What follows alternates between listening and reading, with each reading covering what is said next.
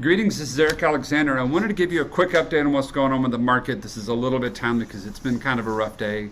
I'm sitting here at the end of the day on April 29th, the last day of the month, and it's been a little bit of a challenging month. So I wanted to kind of walk you through what's going on today or what has happened today. But more specifically, I wanted to walk through a little bit of the flex portfolios and kind of walk through what they're doing as the market continues to drop and as they're moving into defense and what that looks like.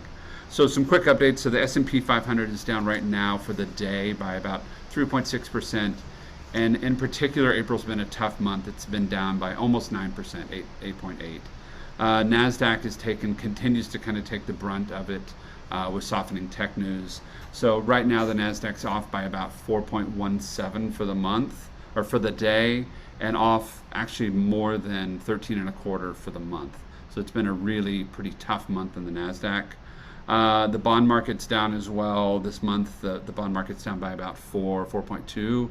And the shining moment, for if there is one in the market right now, gold had a decent day. It's up by about 0.34%.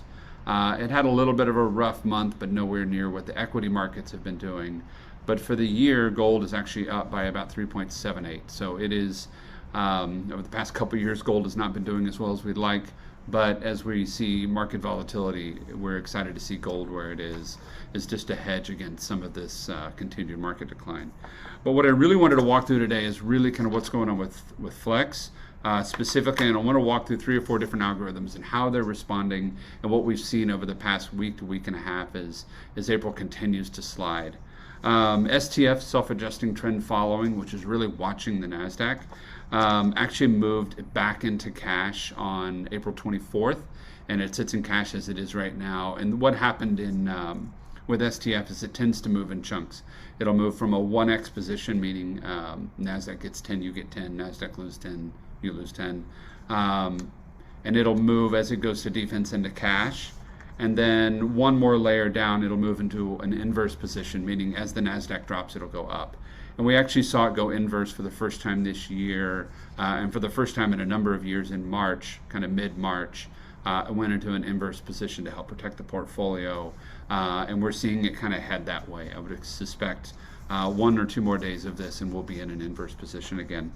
Market leaders, Sector Growth Ultra. Again, none of these names are cool or just roll off the tongue. Market leaders has been long for most of March and about half of April, but right now it's sitting at about 75% cash. The only sector of the sector rotation strategy that it's in is real estate, which has been sort of the bright shining star so far for this year as inflation continues to be a concern. Fixed income tactical, more of a bond portfolio, right now is starting to move even heavier into a defensive posture. Still about 50% allocated to bonds, but right now sitting at about 50% cash as the bond market is continuing to be a little bit softer environment. So even that one is moving into a more defensive posture on that side of it. And then really the last one is all-weather dynamic leverage. Again, these names just roll off the tongue, don't they? So all-weather dynamic leverage right now, we'll see an update. It updates every month on the first of the month, so we'll see an update on Monday.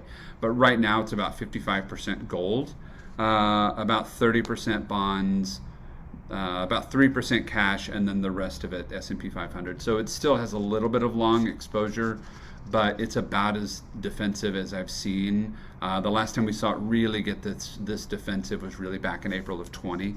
And so my suspicion is that as we head into March, we'll probably see a little bit heavier allocation to gold and to cash even as the equity markets continue to slide some. But we're continuing to watch it at a very, very fine-tooth comb level, daily and hourly, is more than I want to go do, more than what's going on in the market, but we continue to watch it. All the defenses are kicking in and doing what we're expecting them to do. So we'll continue to watch and continue to keep you guys up to date on what's going on. And if you have any questions about your specific portfolio or how things are going on in your accounts or any tweaks that we need to make, let's reach out and have that conversation. Hope you guys are having a great weekend, and hopefully the weekend makes up for kind of a rough day in the market today. Have a great one.